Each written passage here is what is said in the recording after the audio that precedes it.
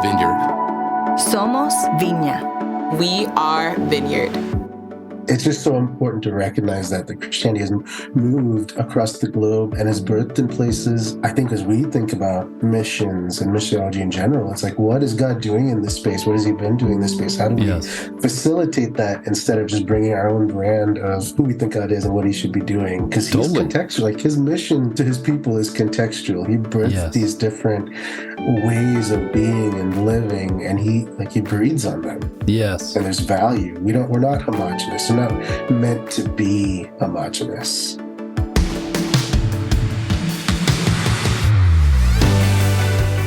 Welcome to the We Are Vineyard podcast, conversations to help us grow with Jesus and each other. May is Asian American Pacific Islander Heritage Month, and in celebration, we're hearing from some of the leaders of our AAPI association. In today's episode, our host, Jay Pathak, talks with Ranjo Clements, Associate Pastor of GCF Vineyard in Wilmore, Kentucky. Let's listen in.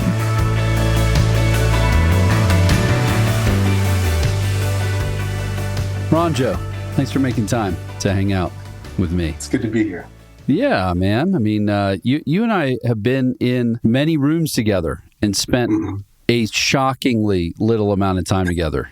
You know, I knew this would happen eventually. Eventually, we would, all things would come together and we would be together. So we are in this highly artificial environment, spending time together.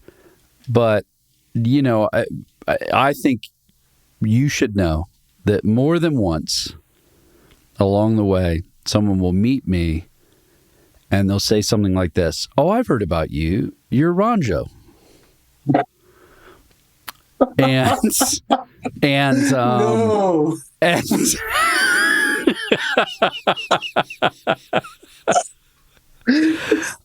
I'm not Ranjo. And, you know, so, you know, we find ourselves in a thing where there aren't a ton of people in our Vineyard USA context that have an ethnic background that would make them look the same, but we're similar as you and I would. So anyway, I'm just happy. I just needed you to know that, you know, if anyone says, "Hey, I saw you do this thing," you can be like, "Well, it wasn't me. It might have been Jay." You know, that has never happened to me. Every person, this is even before you were national director. Right. Every person would say, "Oh, have you met Jay? You gotta meet Jay." Okay. So you meet someone, they're like, "You need to meet Jay. Have you met Jay?" Yeah, Obvious. Everybody would say it, and I'd be like, "How do I meet Jay? I mean, I'm Asian. I can't just go up and talk to him." Like, there's gotta be a reason for this to happen. You can. It turns out. Yes, yeah, it turns out. It turns out you can. Well, all right. So anyway, now we got that out of the way. That was just funny for me. I don't know if it was funny for anybody else. Might not even been funny for you, but it's funny for me. We're having a good time. So here we are. We've now officially done that bit some more. But so let's start where we start all of these, because I'm excited because I don't know tons of your story. The bits I know, I really, really like. So I'm excited to learn a bit more about you today. But tell me where you were born and grew up. Let's just start there. Okay. So I was born in Bombay, India. Parents are Christian, grew up in a Christian home. I think we're third generation on either side. So grew up in the church. In Bombay? Yeah, in Bombay. And are you allowed to call it Bombay still? Or do we have to call it? I just want to know. Such a great question. No, if you're from Bombay, you can call it Bombay. Okay. So that's the sign. If you call it Bombay, when we go to India, you know, you call it Bombay and people will be like, "Oh, like, hold up. Jay knows what's up." Jay knows, or right. Hold up.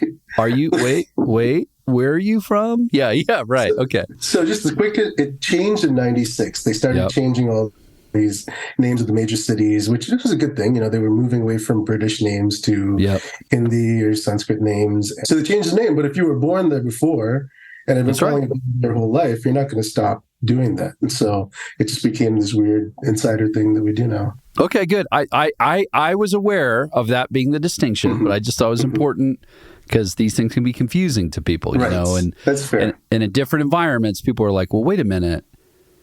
I thought it's now Mumbai. And you're like, well, yes, but yeah, right. Okay. Sorry. I see how bad I am. I'm already interrupting. Okay. So you're born in Bombay, third generation Christian. That's great. Yeah. And around when I was 5, we moved to the States. My parents felt called to full-time ministry. They had been involved with music and so heavily in the church. And my dad had a choir that would travel and tour, and he would conduct. And through that experience, and through a couple, going to places where they were seriously anti-Christian or whatever, just kind of realized, hey, this is a real thing. I want to do this. God's calling me to full-time ministry. And so talked to his pastor, and they decided, you need some education. And so sold business, sold the house, everything. First he came here, and then 9 months later, the rest of us moved to the States and started in Pennsylvania. And the college he was at closed down, so he moved to Houghton College. And he finished his undergrad there in conducting and music, and then came to Asbury, where he did his did an M.Div in church music, and my mom did a counseling degree. And so we lived in the States for a total of 7 years, 2 upstate New York, and then 5 in Wilmore, Kentucky, and then moved back to India. And wait. So wait, time out. So back up. So how did the call, the call was to think about ministry in general or ministry in the U.S.? Or was it was always going home. We were always going back to India. Okay, so the call was to ministry, and then it was like, hey, there's some great opportunities for you to get training in the U.S., and then you'll come back. Right. And when we left, there was no real program for Christian music, especially, which is what my dad was really interested in. Then along the way, he kind of gets turned around and, feels led to preach, or didn't really kind of oppose to it, and kind of got forced into it, and pastored a Baptist church while we were here for a little while. Wow. He got hired as a music minister, and then the pastor left, and they said, hey, would you preach for a little bit? And he starts preaching, and they just said, hey, well, we're not going to look for anybody else if you'll just keep doing this. And so did that, and the whole time, just knowing that we're going to go home, assuming he would just take a job as a Methodist minister, because that was the tradition that my parents were from. And when it came time, just things were not working out with the system. A lot of them were just saying, well, why would you come back? You have young kids, great opportunity there. What are you doing? And yeah, because what's the gap? So you move when you're 5. The time 7 years. 7 years. So you're 12. So that's a lot of formative time in the States. And then would you take trips back to India in between? We never did. My mom and dad did some explorative trips in the last couple of years, just to kind of see, hey, what are we doing? What is God doing? What was interesting is, it's funny actually preparing for this, because I do listen to these podcasts, so I kind of know the drill. I know what you're going to do. Yeah, I'm sitting here just thinking about life. I'm so grateful for my parents' just obedience and willingness to follow God. Because everyone was saying, like, why would you don't even have a place to go back home. Just stay here. Right. There were jobs here. The president of the seminary was saying, hey, I've got a church here. Why don't you go to this place in California? And my dad just knew, no, we're called to plant a church in India. We're going to go home. And he kept hearing Powai, which Powai is, when we had left, was kind of undeveloped area. It was like jungle territory. And he's like, I keep hearing this. What do we do there? And his brother came to visit for graduation, and my dad was sharing that with him. He said, Powai now is fully developed. It's actually the Indian Institute of Technology is there. And right next to it, Hiranandani, which is one of the biggest, one of the wealthiest land developers, had bought huge property. And so it had become this really nice area. And so my dad goes back, kind of takes a look at it and decides, hey, this is where we're planting a church. And so Yeah. So we moved home. So wait, I have a few questions. So Okay. So first of all, where in your sibling order are you? So I'm the oldest. Okay. I have a sister who's 2 years younger, and then a sister that's 11 years younger. 11 years younger. Mm-hmm. Wait. So that is a big shift then. Yeah. So at 12, your youngest sister's 1. Yes. And you're going to go back to this place that you've never lived before, you specifically, nor your siblings, to plant a church. And you said a couple things in there that gave me some clues, but I'm curious. Are your parents at this point the kind of people that are like, because to be a Methodist is a pretty wide spectrum on like how you would think about hearing the voice of God or the ministry of the Holy Spirit. So how was that sort of in the mix of how you were being raised, and you're in these different kinds of churches? You're in a Baptist thing for a second. Like, is there a frame for that? It sounds like there is, for him to say, I keep hearing this one place. Yes. I would say, I kind of joke about this, but I think it's kind of true.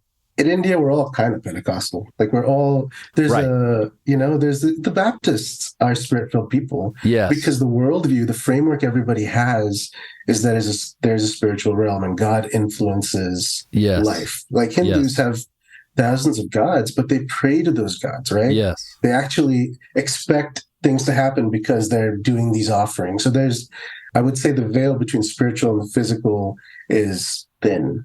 Right. People expect that crossover. And so even in his growing up years, I think, or when I came along and got, dad feels called to ministry and mom, they were hearing God's voice. They were here in Wilmore, which is a Wesleyan, Asbury's a Wesleyan school.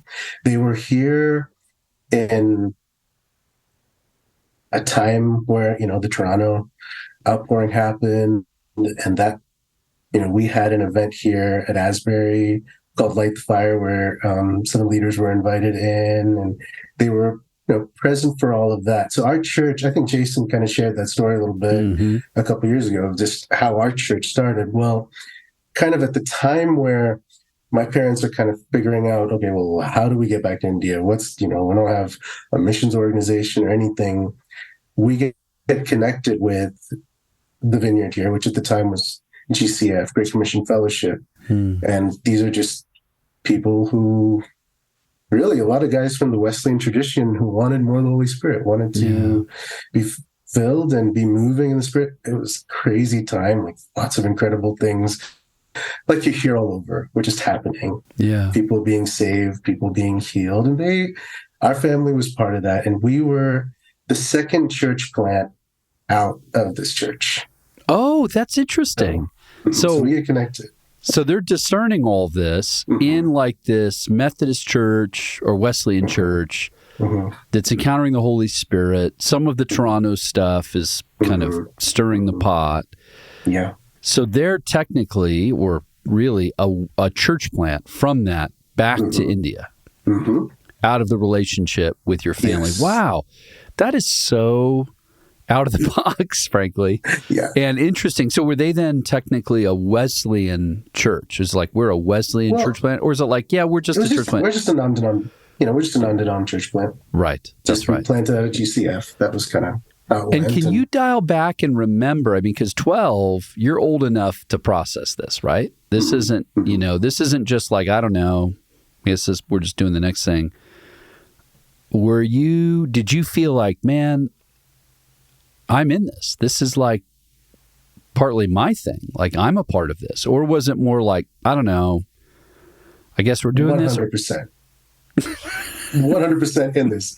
I'm so glad you asked that question, because I'll share this story, right? And I'll say, we moved back and planted a church, and people will say, oh, your parents planted a church? I said, no, we did. I was there for it, for all of it. I was 100% in, I moved all the stuff out of our living room into my bedroom every Saturday night and set up 40 chairs in our living room when we started, cleaned those chairs the whole thing. We were all there. We went back, and I think my parents did an excellent job of preparing us. We always knew we were going home. We always knew that there was this thing we were going to do. We were following God. Even living here, we would see God's provision. There's certain, my parents would travel around on weekend, like once a month, we'd kind of travel and sing at different churches to raise support because, at the time, immigration law, you couldn't work more than 20 hours on a visa. So like they're full-time students. And so raising support, that kind of thing. We're just seeing God's provision. But I definitely grew up with this attitude and mindset that, we are just people who follow God. Yeah. We just do what we think God's telling us to do. Yeah. Yeah. And our family's doing this. So I guess, so I'm on the church plant team. And I love hearing stories like that because, as you know, there's strength and weakness in all of these things, right? So the strength is, I'm in on all of this. That's great. Sometimes you have kids tell a story backward going, I don't know, I just felt like I was so mixed into ministry, I couldn't tell what was my family versus ministry, and I felt like my parents were only interested in me if I was interested in their ministry. So there's there can be a negative flip side to that. And then the positive on the other side can be, my parents were doing this, but they loved me and they knew I was connected to them. And so it didn't really matter if I was into all the church stuff. I felt like I was sheltered from that. So that can be a positive. But negative on that side, it can be, like I was kind of, it was like a duality. My parents were doing ministry and then they were with me, and I never felt like I knew what it meant to be a part of the church because they kind of kept me separate from that. So what's so fascinating is you listen to different parents process that stuff. There isn't like the number, this is obviously what to do. It's difficult to know, maybe based on your kids, maybe based on their own temperament, their own gifting, their own, where they fit.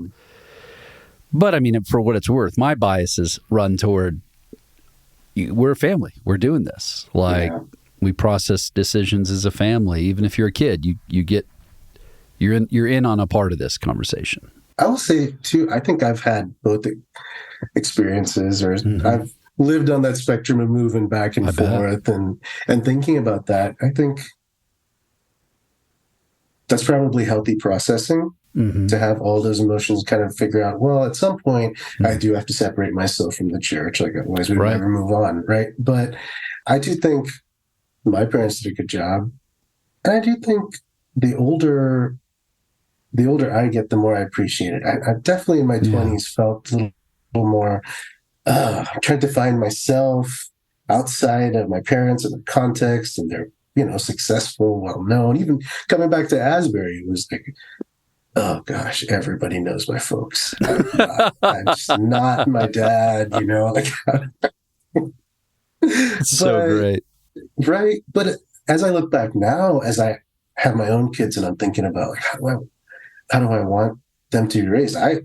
We're in a situation here in Wilmore where we're routinely seeing people come, stay for a little while, and leave to be missionaries or church planners or join. And I tell a lot of them, I was actually sitting down with a couple 2 days ago that's leaving for Albania. I was saying, your kids, they're so lucky. It's not going to be easy. It's really not going to be easy, but they're going to see God move in such powerful ways. They're not going to grow up not believing in God. Now, they may not believe God always loves them or will do whatever they want.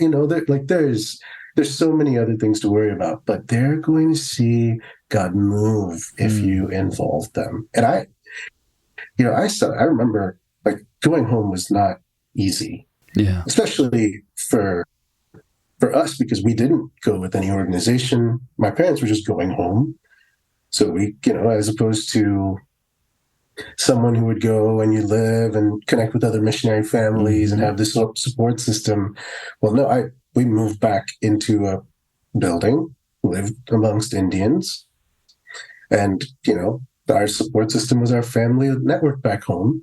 And that was challenging for me because while I looked Indian and I, acted in some ways Indian, I was not. Right. I was, people and kids know that, right? Like you're a coconut, man. Like you may be brown on the outside, but you're white on the inside. Oh, a coconut. That's you're a coconut. Have you not heard that? I have heard that. I just haven't heard that in a while. I don't know why that strikes me as funny right now. Just how you said it so directly. Yeah, no, I have heard that, as you might imagine. Yes. Right. So it's a real thing. Like when I left India, I spoke 3 languages. Yeah. Because everyone speaks 3. You speak English, Hindi, and whatever your state language is. Yep, exactly. And I went home and I barely spoke English. I remember my parents would always say, study when you're here. And I was not really interested in school. They were like, when we go home, it's going to be really hard if you're not ahead of the curve here. And I remember we moved back. I had almost all A's. I had a B+ in math my last semester in 7th grade here. We moved to India. My first set of exams, it's the British system, so classwork doesn't matter. You just write exams. We moved to India. I got into school, failed everything and failed the year, including English. Oh. Just because it's all time-based, it's all competitive. It's just a different system. They were far ahead in a lot of, in math especially. Yeah. And so those things were challenging, right?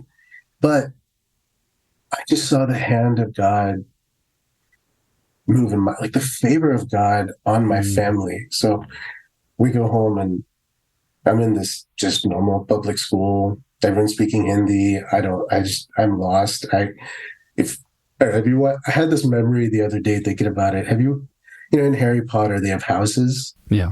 That's like a British thing. So very British. That's right. You have 4 houses. You're in a house from the time you join school and you compete through the year. And one of the things you have to do is march on sports day. The whole house has to march around the field with flags, and you get points for all this stuff. And I remember all the prefects during recess trying to teach me how to march because they're like, this stupid Indian, this stupid kid. He's like a baby. He can't do anything. He can't speak. He can't do anything. And he can't even march. How do you march? This is so painful. Yes. It's just all that stuff. But a year later, there was a school, one of the top 5 in the city, opened a branch right next to where we were living, because it was a really affluent area. And the headmistress happened to be my aunt. And it was they let us in, even though, you got to test into schools like that. And right. I tested, and my sister is very, she's very academically inclined. And so I still remember we both get in and the principal says, all right, he tells my sister to leave, and then he says, I sent her out because I didn't want to embarrass you. You need to work really hard. Yeah, that was code for, yes. I don't think you're supposed to be here. Right, you are not cut out for this. But we're doing it anyway, so you better dial in, buddy, because it's about to get real. Yeah. Mm-hmm. But just one example of God's faithfulness. I remember they passed me in 7th grade. I start passing, of course, 2nd try. And I'm passing everything but Hindi, which it's it's not how you would pick up French here in 7th grade and have to, you're learning the alphabet. This is Hindi at 7th grade level. You've been studying it your whole life. And I'm pulling single digit scores, and they passed me to 8th and they passed me in 9th, and I'm kind of in the teens now, but they told me, listen, we cannot send you to 10th grade. In 10th grade, you take a statewide exam. It's kind of like your SATs, and you go to junior college. So if you don't pass Hindi, we can't send you because it reflects badly on the school. So yes, at this point, they all like me. I have a home here, but they're just very clear. I remember going home that night just weeping because I was,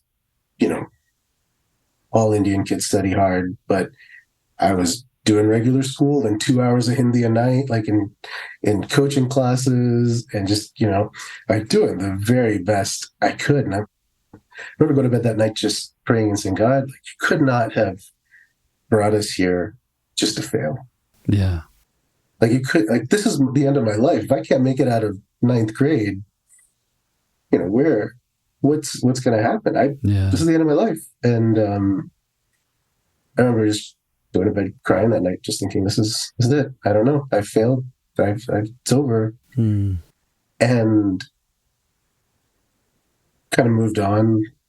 The next set of exams, I just passed. Yeah. We went from teens to passing. Wow. And I didn't fail again until I could drop it.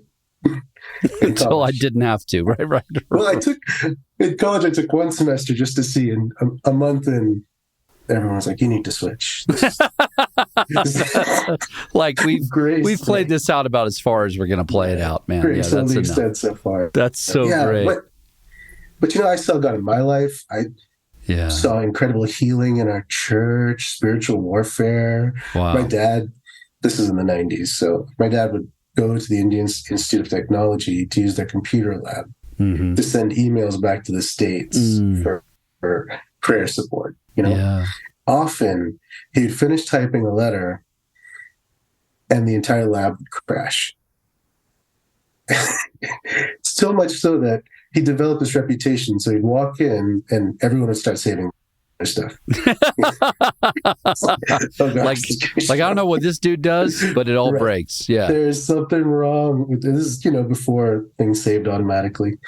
So just seeing stuff like that, I'm so grateful.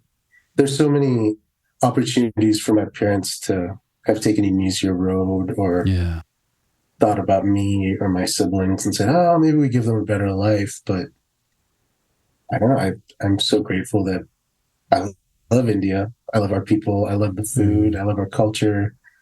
I'm definitely a hybrid, but it's been cool. Yeah. And so did they plant and lead that church all the way through? Yes. So they're still there. They still lead pastors. And I came back to I finished school, finished college, and all in India. Yes, all in India.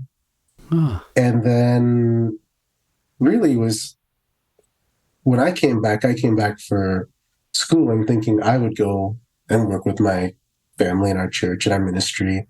But then it had grown. We had church plans. We had kind of like a school and different ministries. And so the idea was that I would come here and get the theological education, right, and then go home and work with the family.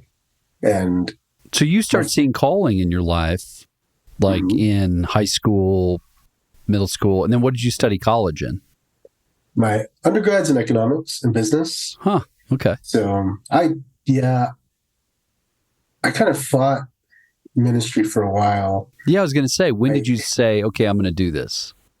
Well, I started leading worship.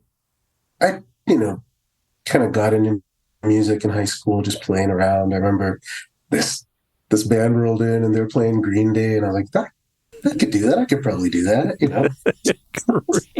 Green Day in India? Yeah, this is That's right. Is so great. I can play when I come around. Yeah. I love it so much. Yeah, this was happening. So I kind of just, when I went to college, was just hanging around, didn't really want to commit to anything. And worship had become kind of a personal, just the way I connected to God, It just, as I've thought about it since, it was just a safe space because so much was unfamiliar. Like I didn't know what I was doing most of the time. But worship was this place where I could, music helps you feel and experience things you otherwise couldn't. And music did that for me. And so I found like I could help other people have that same experience and really have safe space, And so I would do that for myself. I wasn't really leading in church, and I would kind of push away from that because I didn't want to be the pastor's kid leading worship. And now this is an obvious trajectory. And one summer, my parents were coming to the States, and our worship pastor had just left to plant a church. And they said, hey, just do this for a month, You like to eat, right? Like you're living with us. Just do this thing. Yeah, exactly. We're sort of asking, but we're really telling you. Yeah, right. Right. I was like, fine. And I did it. And I wouldn't say it was anything that I did that was special, but like the Holy Spirit just fell in the room. And we hadn't worshiped like that before. And we all knew it. It wasn't me. It wasn't anything in particular. It was just this moment that God was using us, and like people are writing my folks. It was just, there are these moments in worship where we are all connected to each other and to God. And like we've all just come to this place and formed this vessel and said, God, you fill it. You can do whatever you want. You can say whatever. We're here for you, right? And that's happening. Honestly, I just wanted to chase that. I just wanted to have that for the rest of my life and be in communities like that. It was just the most real, authentic thing to me. And so I started leading worship, and I led through college, and I just thought, this will be the thing I do. But I really wanted to make some money. This church planting, pastoral life, like, how about I just do something to fund my own church, Right, like, right. So it's kind of this tug of war. I really felt God's just give me grace. He said, no, you want to do that, try it. And we had a lot of, business people in our church. Our church, kind of our story is that every place we'd move would be blessed. Like, it's crazy. We'd rent the space from these guys who were Hindu. And when we grew out of it, they said, please don't leave. Please stay here. Our businesses have been blessed because you're here. And even the people in our church, they would come and like they were soon CEOs of companies. And so we just had a huge business community. And a couple of really close family friends who I would just tag along with during school. Like every summer, there's this uncle of mine who'd give me jobs just to hang out with him. Like sometimes they'd be awesome. Like set up this store in this mall.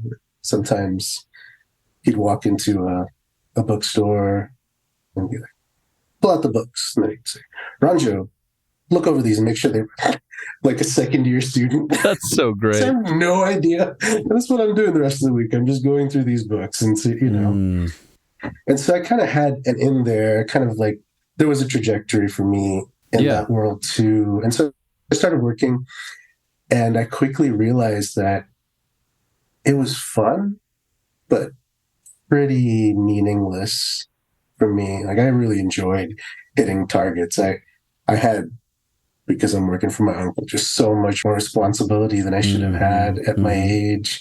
But I quickly realized, like, I don't care. I don't want this to be what I'm about. I hate being here at 10 o'clock at night when I could be at church, or I care about the people I'm missing and how they're doing. And around the same time, so back up 6 months when I'm in this place where I'm trying to figure out what I want to do. I'm on this beach in Goa around New Year's, just praying. I'm like, God, it's 2 a.m. I'm like, God, I don't know what I'm doing with my life. I need help. And I had this vision of seminary, just kind of a random, what it would look like. I was just living in dorms, studying, and kind of just sitting there. And I went to bed and woke up the next day and completely forgot about it.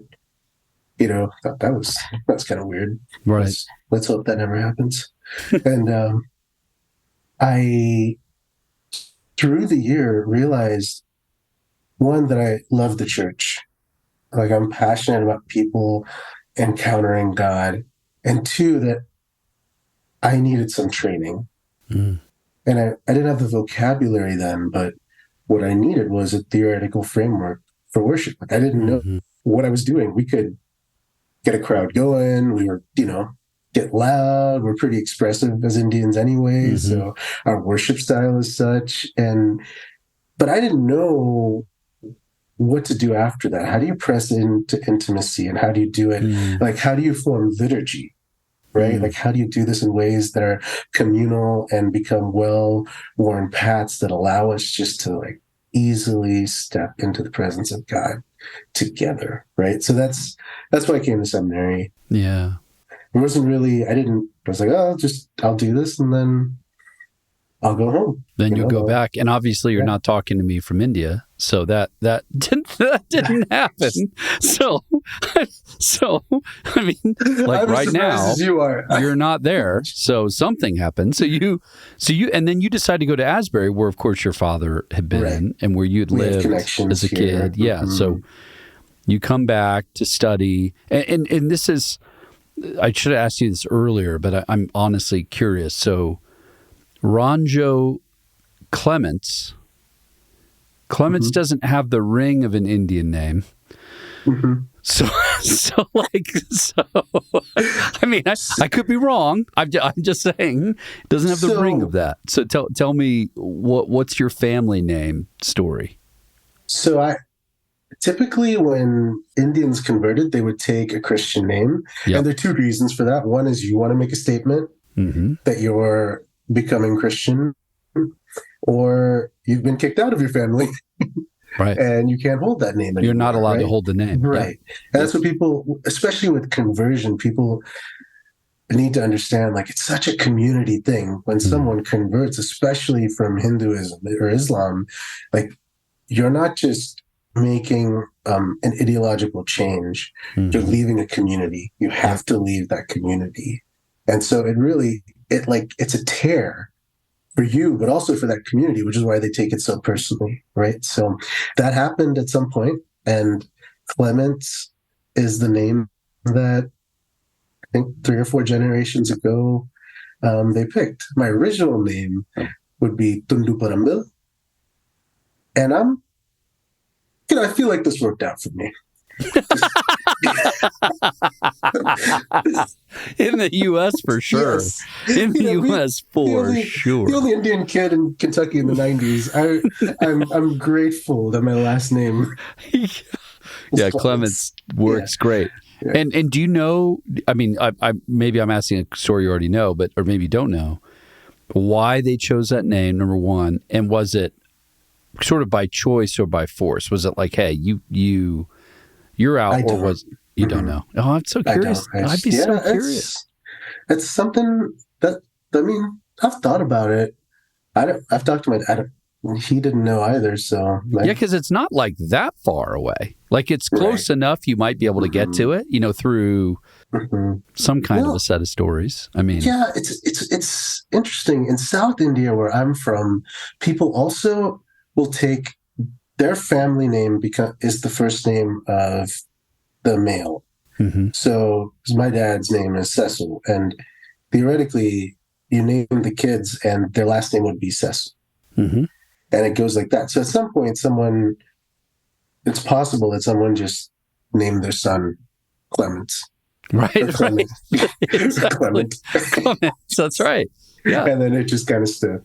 That's right. That could be. That's really interesting. Well, and what many people might not know is, and you could talk about this way more authoritatively than I could, I imagine, would be how old the Christian communities of Southern India are. Oh, yeah. I mean, old. Like in Goa, where you referred to, there's disciples that would try to make the case, and there's always arguments about how all these things work, but would make the case that Thomas himself was the evangelist to them in Southern India that formed this community. Well, where I'm from, I'm a Keralite, so I'm from Kerala. Yep. Those people would claim that Thomas came. That's right. And evangelized that area first. That's where he showed up, and then he worked his way up north. So the Marthoma Church, all the Orthodox Marthoma Syrian Christian denominations all based their heritage on Thomas, and then the Portuguese who came in, it was the 4th century or later. So the Christianity has been around. It's just always been assumed to be a foreign religion and closely associated with colonialism, imperialism. Except in South India, except in Kerala, where we claim, we are Indian Christians. Yes. So. Which is an important there's a whole bunch of things to say about that would take forever and ever. But right, we'd have to break. Yeah, but there's a lot. I mean, however, it is interesting though, because I think that, of course, many Americans would live under this sort of theory. Oh man, India is solely a Hindu dominated nation, and there might be these sort of Christians that are around, that sort of missionaries from the West, maybe, in like the early 1900s, late 1800s, along with colonialism, had an impact, blah, blah, blah. No, that's actually not true. I mean, like many places in the world that would trace their heritage and faith to the first century, the first 4 centuries, Southern Indians specifically have quite a rich tradition of faith that would predate many European nations, which isn't a small point when you think about missions, when you think about what it means to be a part of a worldwide communion.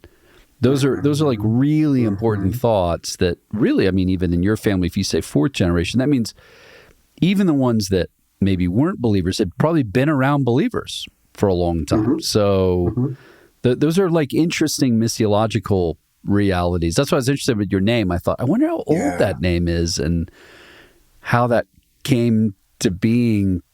Anyway, there's just a whole bunch of things to figure out there. No, I'm so glad you said it. It's just so important to recognize that the Christianity has moved across the globe and is birthed in places, and those, I think, as we think about missions and missiology in general, it's like, what is God doing in this space? What has he been doing in this space? How do we facilitate that instead of just bringing our own brand of what we think God, who we think God is and what he should be doing? Because he's contextual. Like, his mission to his people is contextual. He birthed these different ways of being and living, and he breathes on them. Yes. And there's value. We're not homogenous. We're not meant to be homogenous.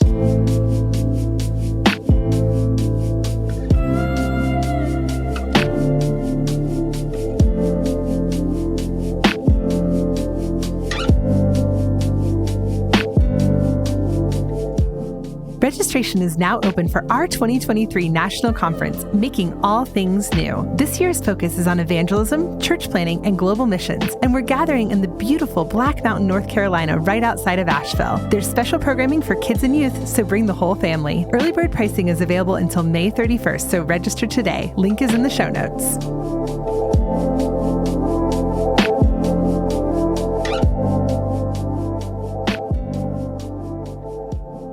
Well, and even being, I've been in parts of Ethiopia, and they're saying, our faith is first century faith. I mean, like, we're some of the oldest churches that have ever existed, and we stand in continuity with those believers, with the Ethiopian eunuch. I mean, this is our faith, and it's going, wow. I don't think that when most people think about, Eastern Africa Christian faith, or even North African Christian faith, to realize, wow, these are some of the early church fathers. This is like, and then of course you get all the way out to India, and people are like, what? Thomas, like the actual Thomas, like the disciple, the apostle, gets his way all the way out to India. That's remarkable. I mean, that's like an incredible story, an incredible heritage. Okay, so sorry, I had to pause there because the family name, the 4 generations, I was trying to match it all in my mind, Southern Indians. And then, of course, my family being from Gujarat. I was going to ask, yes, is that where you're from Gujarat? That's my dad. Yeah, my dad. And so, Gujaratis, my family would have been fairly hostile to Christian faith.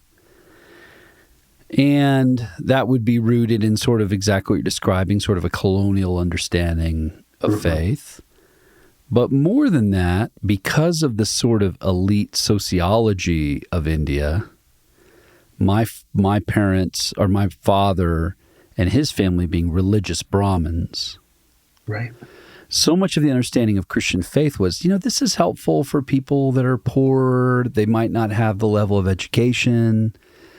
So even a lot of the Christian missionary influence that like my family would understand would be, those are folks that, things just aren't working in their life the way that, it kind of works for us. And so that, I suppose that's helpful.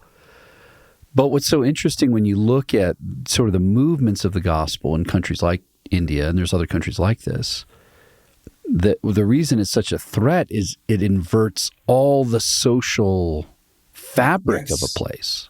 That the social fabric works a certain way. And so, what the gospel, not just being salvation in churches, though it is also that, starts to threaten the very social order, like that, wait a minute, so all have equal dignity, all have calling from God, all can move in authority in the presence and the power of the Spirit. And how many of those passages, like in Acts chapter 4 with and they saw that they were ordinary and unschooled men. What we don't often read when we read Acts, for example, is all of the ethnic things happening.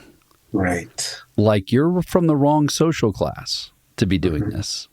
You're from the wrong side of the tracks, Galileans. You don't have the theological education, or you're not coming from the right family to be able to show up and say these things that you're saying. You're disrupting the whole way all of this has worked. We have a whole social system and a structure. We can't.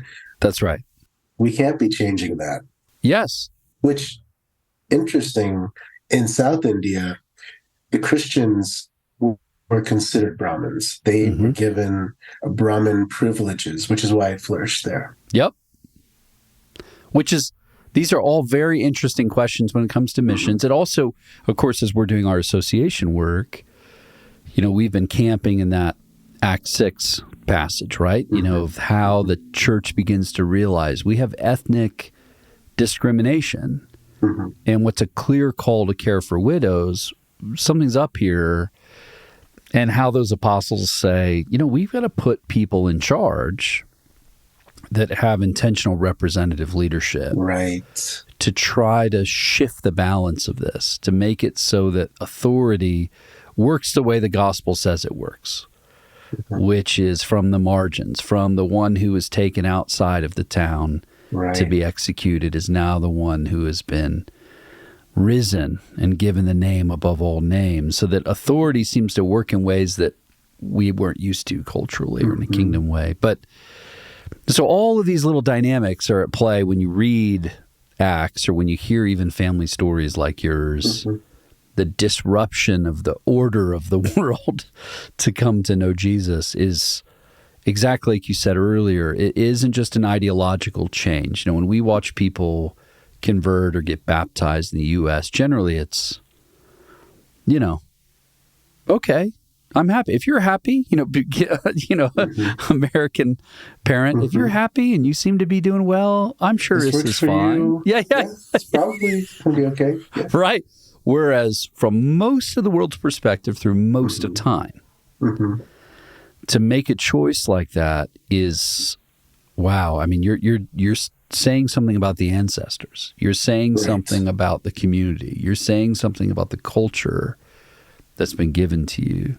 That is it's a collectivist society. It is. Right? It's a massive shift. You're saying you're rejecting all of that. You're just your family system, all that you are, and not small, big deal, very emotional. Okay. So anyway, so back to your story. So then, now you're in seminary at Asbury.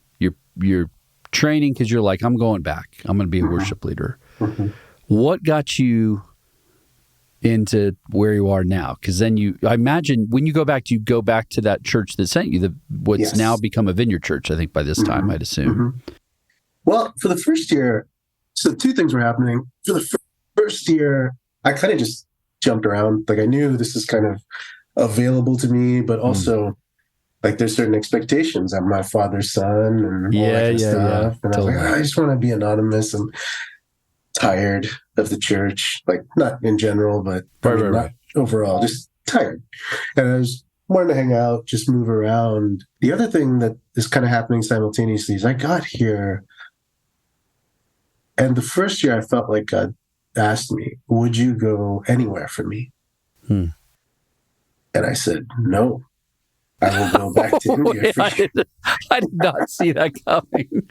I saw that story going very differently. Because you know the right answer. The right answer is, of course, Lord, send me and I will go. Where you lead me, Lord, I will follow. You know, but you're like, no. No, it's like, actually, you know I already how hard have it was to learn how to be Indian the second time? Yeah, dude, seriously. I was like, I was just like, there's a lot wrapped up in this. I had to work really hard at this, and now I feel like I belong again. Why I have a purpose in being here. Yeah. Well, the beautiful thing about God is that he just waits for us. You know, it's been my journey, is that he often plants a seed and it takes a while for it to really birth something. And he just gives us room to ask questions and figure it out. And he's like, his ways are better. And eventually we come to that, just because, like, where can I go from your spirit, right? Like, eventually for me, it was a question of, well, I can't be somewhere where you're not, where you're not. I want to be where you're moving. And honestly, I also had to reconcile, like, India probably get along without me. Maybe there are other people. Do you know that for sure, though? You're sure that India can make it without you? You don't know. I mean, well, at this point, I hope so. You really hope so. Exactly. I know less than I did in my 20s, is all I'm saying. No, dude, so, tell me about it. Yeah, that's for sure. So it was about my second year. I said, okay, I'll go anywhere.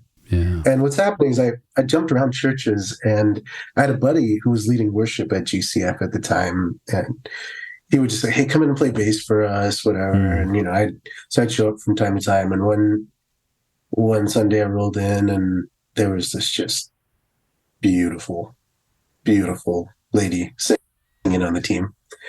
And I thought, maybe I'll stick around. And that'll do it. So you're right, and again, like, we're actually both Asians.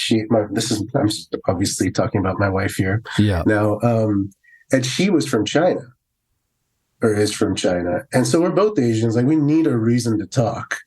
Right. So I thought, well, if I hang out on the worship team for a while, eventually, like, we'll talk. And so 2 years later, we went out on our first date. 2 years later? Yeah. Bro, you're playing the long game. Listen, I was in. You are playing the long game. Well, 2 years. Part of it was this whole internal struggle. Like, I was going home. Right. And so I ain't got time to mess with anybody here. Right. I know like, what I got. Great, but this is not going to. I mean, she was studying music and vocal performance, and she's like talking about moving to Italy. I'm thinking, I'm not going to Italy until I reconciled with God that I would go anywhere for him. And then I said, well, I'm just going to go wherever she is. So first, no, I'm not going anywhere. Right. Second, well, I'm going wherever she's going. Right. Third, Lord, where would you like me to be? Where would you like her to be, God? Because if you want me somewhere, just make sure you tell her where she's going. Okay, got it. And I see the dating, order. Right. And we started dating. I mean, we knew we weren't messing around. We had gotten to know each other by then. Right. And so we got engaged a year later, which, she grew up in China. Her dad is American. Her mother is Chinese. Interesting. And her dad moved to China. They started a school there. And so she's very, like, ingrained in that culture. But, it brought up. Okay. Real question. Yes. So that means that her family had already broken some of the ethnic barrier. White and Chinese. Is that what she said? Her parents? Mm-hmm. Mm-hmm. This is a legit Indian question right now. Like, here it is. Because somebody's not going to look good at the end of this question. No, man, this is a real one though. Okay, this is a real one. So Indians generally marry Indians. Yes. And it's like a big deal, right? Mm-hmm. I know this is we're we're in the mildly taboo area here, okay? Like talking about it. But the truth is, I mean, like, have you watched the Netflix, like the Indian matchmaker thing? Okay. Oh, yeah. Like, what's so interesting to me is to watch Americans watching that show. Okay. Okay. I'm just talking straight here. You watch Americans watching Indian matchmaker, and they never say, "Hey, is that like strange? Like, isn't it wrong that like Indians are only trying to marry Indians? Like, doesn't that feel like isn't there something that's sort of like ethnically biased, or dare I say even maybe racist about that? Is that like okay?" But Americans like, I don't know. Guess that's what Indians do. They marry other Indians. It's fine. So now you date Chinese girl, and you're calling back, and it's probably already starting to seem like maybe I'm not coming back to India at this point. And I'm sure your folks are like, well, wait a minute. I thought we had a whole scheme we were working here. Right. And she's not Indian. Was that like that's cool? Or was there like a conversation to be had there? There was not, for my family. They were like, okay. They were just, I mean, they knew. Like I was, I guess that I was 100% in. We, I'd been going to this church for 2 years, right? Like right. So at this point, they're like, whatever he's doing, he's just doing, I guess. Yeah, right. They just knew. I mean, so I don't even remember. I remember telling them about her, but it was more like, this is what I'm doing. Well, that's a good sign. That means that something in the way they understood who you were, what they were doing. The fact you're in the U.S., it was like, well, whatever. And they also, I think they knew, because she was part of our church, and they know so many people in our church. So everyone's already telling them how amazing she is. Everyone loves her. She's so their faith, wonderful. Yeah, their faith was overcoming even maybe what their expectation. Man, she loves the Lord. This is great. Right. This is great. On the other hand, her folks were like, who is... like, you want to marry an... Really? Dude, I love this stuff. See, this is stuff that like you got to get into a really small room that's pretty quiet with like people from different backgrounds to really do this all the way to the ground. But I mean, like even in my family, I'm the oldest of the generation, right? So my dad's the oldest. I'm the oldest of then the next generation. And, my aunts, my uncles were gracious, but they weren't exactly subtle. Right. About the fact that, like, I wasn't going to the Indian mixer. So you can, come on. We're letting people into a moment right now. But, like, because there's the Indian mixers at the schools. And it is not exactly subtle why that's happening. Like, we need our Indian kids to meet other Indian kids. That's right. Period. And, the other really smart Indian girl in my high school, of course, anytime she was able to invite to, they did they call them Sadie Hawkins or the different, the girl asked the guy, always asked me. Wow. So she wasn't you, like, or was this a family? I don't know. Okay. Even looking back, I don't think so, honestly. I think it was more like, I got to get this right with my folks, and there was always like a level of like desperation, like, please do this for me, Jay. and so romantic. Should we have? Come on, fine. please, we'll just go. We'll live perfectly satisfactory lives for our parents. This is the way. This is just the way, though. No, and again, 100%. This is what's so interesting to watch how the gospel in the life of Jesus can transcend these things, but sometimes doesn't. So, like for my Korean friends that love and follow Jesus, who've been raised in Korean families, in Korean churches. The subtle and sometimes not so subtle, like clear communication is, I know we moved to the U.S. I know we follow Jesus in this place, but we are in a Korean church and you will marry a Korean person. Period. But you've got to understand, like that Yeah, we're kind of making fun of it right now, but the truth is that No, but it's real. It's real. And when you think about collectivist cultures, yes, your identity is not defined by, in an individualistic culture, your identity is defined by you.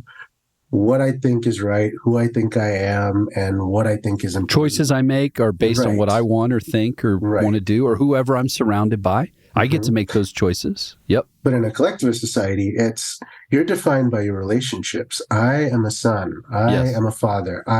That is my uncle, and I am knit into this fabric, and it's beautiful. Yep. Like, there are so many strengths to that. Yes. But there are obvious threats to that system, like marrying some white girl who doesn't understand how we act. I mean, was it? Now, I will say there was a difference for me. I grew up in a Christian home. Right. Did not grow up. So many of our, Korean, Chinese, even, brothers and sisters in this community will talk about, they grew up in diaspora communities. Yes. And what a diaspora community is, for those of you who don't know, it's when people from a specific geographic location migrate, those people form a diaspora. So the Indian diaspora in America would be Indians living in America, and those could be connected digitally. They could be located geographically, and they do. So in 1965, the reason Asian immigration has blossomed is because in 1965, the law changed to where you could bring your family over on a green card. And I think people speculate that it was meant to just increase immigration from Europe, but they didn't realize that Asians always travel with family. So you only go places where you have family. That's how it works. Totally. And so we're bringing generations over, and forming these communities, and they revolve around whatever religious institution you belong to. So you probably, like your dad, your aunt, you're bringing I've heard a little bit of your story. You're bringing family over. One by one. You guys. Every time you can afford it. That's the next one. So that's the next how one. do you build this community, right? Yep. You don't intermarry. You intermarry. You don't marry externally. Yep. Where you're actually being pulled away from that community. That's right. Indians, of all Asians, actually statistically have the least intermarriages. Right. Yeah. They don't. External, like they're going to stick together. External marriage, yeah. Right. They're going to stick together. I mean, then that's why a show like Indian Matchmaker in the U.S. and it's just like, oh yeah, this is like if you're an Indian, you watch it and you're like, yeah, that checks out. But even it's interesting for me to watch Americans watching it, going, oh, this is so cool. Like, but in any other like group, if you were like, okay, yeah, this is people trying to find one another of a similar ethnicity, and they're going to cut out every other ethnicity. That's part of the game. People would flinch a little, like, ooh, are you allowed to do that? but I'm just saying, like, it's an interesting moment to be in the U.S. and watch that. Whereas, to your point, it is that diaspora thought of, like, this is my ethnic community, that we've moved, we're together. And you do see that with a lot of different kinds of Asian communities. Yeah. You did see that with European communities at another point. Right. In American history. But there's a straight line assimilation. That's right. Where there's no language barrier. And eventually, like initially, Eastern Europeans were considered the lower, or people of color. Totally. In the U.S. context. Yes. It wasn't until, you start getting African and Asian migration that changed even for them. But they don't have a language barrier. That's right. For Asians, there's a guy at Princeton. Well, he's not at Princeton anymore. He wrote a book called From a Liminal Place, an Asian American Theology of Liminality, or it's a theology of marginality, really. But he talks about that. He says, Asians, and I don't know, I think this is changing to an extent just because of how immigration is going, but he says Asians can culturally assimilate. They can never structurally assimilate. Wow. And a lot of people feel that way. In the Asian community, we can be a model minority. Yes. We can be, what's the other trope? Perpetual foreigners. Yep. There are a lot of these things where, like, oh, we can be successful here, we can never truly belong here. So we have to stay within our diaspora communities. And that's like, it's just built into when we had, before 1965, there's the Chinese Exclusion Act, which was based on this idea of yellow peril, where Chinese were coming over as indentured workers to work on railroad tracks, and people didn't want them to stay. They wanted them to go back, and then you had all these Asian exclusion acts leading up to 1965, which were trying to just keep quota systems for Asian countries. So, that's kind of built into the DNA. And, now Asian Americans are the fastest growing ethnic minority. Going to be like 46 million by 2060. So it's interesting to see how that changes. Yeah, I would say. And so let's take that conversation. Let's hold that now. Sorry, I just no, not sorry. I want to see this together, because you're describing a reality of how immigration works. You're describing just even your own family, sort of missional Christian life that doesn't fit maybe a number of different categories. They come here, they go back. You come here thinking you go back. Now you're here. Now you're married to a woman raised in China from a Chinese background and family. Now you're together and you're in Kentucky, because that's where an Indian and Chinese woman should live. Right. At a seminary in, drum roll please, a vineyard. Okay, so, so okay. Way to land that plane. That's great. So there's not a lot of those parts that fit of like the kind of classic, vineyard pastor story. So talk, and I've taken a lot of your time, so we'll try to land the plane here. But tell me what it has meant, or what it's felt like then to be in the vineyard with all of those different cross sections of identity.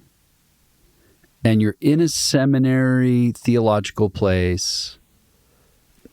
You've obviously thrown in your lot with the vineyard. Here you are. Talk about what that process was like for you, figuring out what the vineyard was, where you see challenges and opportunities. Of course, we're doing the association work now. Just riff a little bit on what that experience has been like of trying to find your way in our little tribe, and how some of these conversations we're having relate to the moment we're in. Yeah. Well, so I will say, I didn't start taking issues of diversity seriously until I started having children. Which, I pre-marriage, just being here, working, I just felt like I think I had a lot of that Asian work ethic, where it's just do well. Just be successful at whatever it is you're doing. There's a book called Learning Our Names, and one of the it's out of IVP, and one of the authors writes the story growing up where she's being teased in school for being from Hong Kong, and she comes home and tells her mom, and her mom's response is, "Just be better than them." Oh, I'm so sorry. Just be better. Oh, that's 100% my story. Yeah. Right? Yeah. I think I've heard that a little bit, some of the stuff you've shared. Just Indian, Chinese, Korean, a lot of the other Asian groups, just be successful. And so to me, I kind of bought into that. It's like, well, I'm just going to do well, and it'll be whatever, it doesn't matter. And I would work so hard just to fit in, but starting to work. And there's a whole story of staying at GCF. We, felt God put it on our heart to stay here. And that's a whole story, because I didn't think Aletha would stay with me if we stayed here. And parents are already like, oh God, you're marrying this guy. Just go somewhere and be successful. Just go do something. And we thought, we felt like God said, stay here for a while. So we did. But I just, in this community, I was so insulated because I have history here. Right. That I wasn't really worried about it. And it wasn't until I started having children and at the same time seeing some of the values from my upbringing in India really impact my ministry. And the things people thought I was good at were really just cultural values that I practiced. And started realizing, oh, there's real value in my heritage. There's real value in being Indian. And then seeing that, like, I have 5 girls and I want them to grow up and be so proud of their heritage. We used to, with every girl, we'd go back and do a trip to India and China. And the reason is, like, when we go back, we are immersed in that culture. They live with their grandparents and go down and play with kids in the colony in their neighborhood and just live that life. You know, it's not a tourist trip. And we want them to grow up seeing that and normalizing that for them. That, hey, when you grow up, you decide you want to live in, I don't know, Beijing, that's great. That would be awesome. You could do that. You are emotionally and culturally equipped to do that. You know? And so with children, I started seeing the value. And at the same time, we joined the Vineyard because we started having children like very quickly after getting married. And so the Vineyard starts having this conversation about diversity and ethnicity and why this matters. And so I honestly, I felt like, hey, I'm not hearing this in other places. I feel like I want to be a part of this. I feel like I have something to add to this, you know? And I think that's the beauty of the associations is it's given people a place to validate their voices, I think is the best way to put it. People have thoughts, and especially Asians, we struggle so much with sometimes sharing them because no one has invited us in to speak. You know, we wait for someone to invite us into conversations. And so what the I remember you were at the AAPI summit. And it was so beautiful. There are 40 countries in Asia, right? There are like tons of different cultures, but we all showed up in that space and we knew how to act. It was so warm. It was so loving. Like I try to explain it to people here. I took a video of like the elders of the church waving flags outside. Cheering when you walk in. Right. All that, And people are like, oh, that's cool. Like, no, it's not cool. It's super meaningful. It's super honoring that the elders of a church and the little kids would be out there saying, you are so well, like we see you. You know, and there were so many little things, and what the association has done is allowed people to come in and have a comfort level and an avenue to share their life so that we can actually have a conversation about what's important.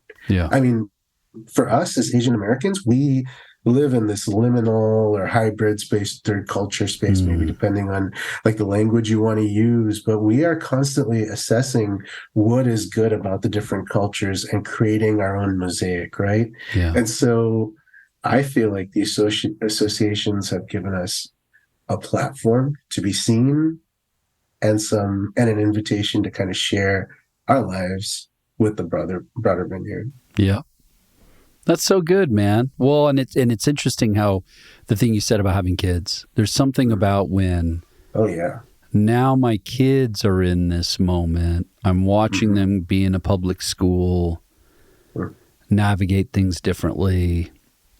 You know, right before COVID, we took our girls over to India and went all the places where my dad grew up, and you know, we're in all the different. You know, you do the touristy things because you know it's part of it, but mostly with family, seeing what's going on, letting them to feel it, experience it. So fascinating. But you said one thing, and we'll try to land here. Again, I keep promising I'll let you go, but you said one thing. You said you realized that there were advantages or strengths that were from your heritage that you didn't realize. People are attributing them to you, but you're going, no, wait a minute. This is just from my people, from my family, from the way that I understand how life works. What's an example or two of that you've noticed? Okay, so when I first came back, I've shared this story before in different settings. I was on my first job was on this team planning chapels, and I was so excited to be there, but I didn't say a word for the first 2 months because nobody asked me what I thought. And I thought, all these people must be so much older and so much smarter than me because they all have really well-formed thoughts. And I like the discussion's over before I'm even sure about what I want to say. Right. And there's not been any airspace to say it. And a couple months in, I started talking to friends and like, you just have to throw something out there. And I've realized there's a difference even in the way people communicate corporately, where and there's strengths and there's strengths to both ways, but like in a Western society, you don't have to have developed thought before you speak because we collectively come to a conclusion. Yep. In an Eastern context, that's not the case. You say something when you have something to say. Yes. And that can be really restrictive because there's not a whole lot of collaboration in that process. Well, and furthermore, you mentioned it a second ago, which is you're assessing, am I a leader? Am I a person of wisdom? Am I amongst elders? Mm-hmm. So like if I'm amongst elders, I know for a fact I'm not talking. Right. Like there's no way I'm talking unless they look you in the face and say, hey, I need to hear what you have to say. But the thought that, hey, my voice needs to be added to this group of elders. Never, unless you're asked. Well, and the flip side of that is the responsibility of elders. Right. Like you're supposed to look, you're supposed to assess the community. You're supposed to look for the person who hasn't spoken and bring them in. And so that became a big part of like my ministry. I really enjoy building teams. I really enjoy helping people kind of find their spot. Yeah. I feel like I do that a lot at church where it's just like, I want to meet with new people and just like, hey, what's God doing? It's maybe not the same thing that God was doing before, but like, what's he doing here? He's probably doing something new that's going to benefit you and benefit us. And I realized like so much of that just comes from growing up in church in India. And that's just how we do it. Yeah. You know, we care for the whole community. Everybody has a spot. Everybody matters. Everyone's voice is heard, and there's avenues for that. And so that's just like one example of. Wow. That's so interesting and helpful. Yeah. And I remember sitting with a group of African leaders with one white leader who's older and they were younger. And in the meeting, they kept asking him, well, what do you think? What do you think? And he would just keep saying, I'd prefer to listen to you. You haven't spoken yet. And he just one by one goes around. And I'm sitting there as an observer, but as an American, and I'm watching and I'm going, this conversation is chaos. Like these guys have no idea what they're doing. They're so much younger. It's clueless. They're just making stuff up. Why? And I know this other leader. I'm going, why isn't he speaking up? Like, just clean this thing up, man. Like, get this done. We're trying to get something done here. And then they come to the end of the meeting. He goes, well, this has been very helpful. I'll consider these things. And I hope we can. And we get up and leave. And I go, what the heck just happened in there? And he said, Jay, that's trust building. My job is to convene and cultivate and care for these folks. That's my job as an elder in that room. If I said one thought, that would then be the thought. Right. No one would be allowed to talk about that issue over top of me. They would not be allowed to undermine me. It would end the conversation. Yeah. So I can't. And I said, well, how many more of those meetings are you going to have? He goes, until we've got all the things out. Yeah. And I was like, that is like a completely different way of understanding yourself as a leader in a room. That as an elder, my job is to facilitate the space, to allow, to collectively draw the voices out. And they kind of know that the rules are, they're not supposed to talk unless they're asked. Right. And so these two little rules are working all the time. Whereas in a U.S. corporate American space, it's like, well, everybody just banter and we're just going to bounce off each other and we're going to argue. And in the end, it might be the leader's job to make the call. Yeah. But the leader isn't seeing themselves as the one cultivating context, like a family, like a father is creating care and connection and clarity. That's a whole different way of understanding. And to your point, there's advantages and disadvantages. You know, so I Confucius, go ahead. Oh, no, you go. No, what? Like in Confucius thought, the ideal, what people are pursuing is to be, I'm going to butcher this, Junsi. It's like it's like the most whole human who loves and cares and is generous and takes care of the whole community. And so leaders are supposed to be that. Yeah. And there's this hierarchical relationship, right, where the emperor is the father of children. It's not like when you think about a democratic system, that's not how we look at our leaders, right? You work for us. Yeah. But in that system, like based on holistic harmony, leaders, like it's your job to really see the people, really do what's best for people. So when you're making decisions, you're not thinking, what's the good life, which is a really Western way of thinking about things, or like, what is best? Well, you're actually thinking what is best. It's like, but not what is best in this moment. Right. It's what is best for the community over time. For us and all of us. And our future generations. Yeah. You know, we're not in a hurry about this. Yeah. Well, and honor and shame. Yeah. The ways that, like, I represent people, they represent me.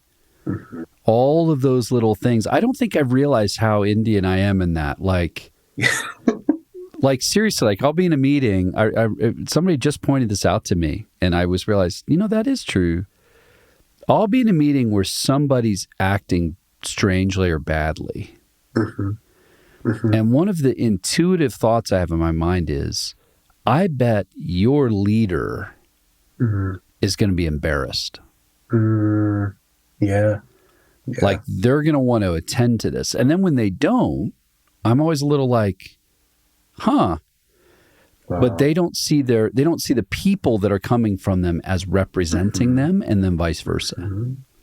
It's like, I don't know. That's just somebody. I don't know. It's just somebody. Yeah. I guess he's on my staff, but I don't know. You know how he is. And it's like, he's his own person. He gets to exactly. I'm like, no, wait a minute. That's your staff member. And even as I've like led teams to look at people and say, hey, the way that you were in that room, that impacts me. Yeah. And and they're like, really? You know, like it's like a different way of seeing the world. I didn't realize that, how much even that's wired into my brain, you know, that when I'm in a room. We need another pod. Yeah. Yeah. I'm representing people, and I didn't realize, and they're representing me. So we need another podcast where I interview you on how you can just kind of riff on like. No, I realized this about myself. Well, and I don't know. Again, it's not good or bad. It's there's good and there's complicated dynamics. Right. But what I'm excited about is the more we can have these conversations, the more we can start asking, okay, what of the kingdom is revealed in that? As we allow these different ethnic groups, our women to come forward in a different way, there's different elements of the kingdom that are revealed in that. That I think makes us more like Jesus in the end. It makes our leadership more robust and more holistic and more aware. And it allows for different kinds of conversations. Yeah. You know, you begin to notice, I mean, oh, that's interesting. So you have that orientation. I mean, you know, I think we've seen this in the Vineyard a little more historically as we've had women in more prominent positions. We are thinking differently about different things. The style of meetings are different. The ways that we engage and understand each other is, I would argue, a bit more attuned.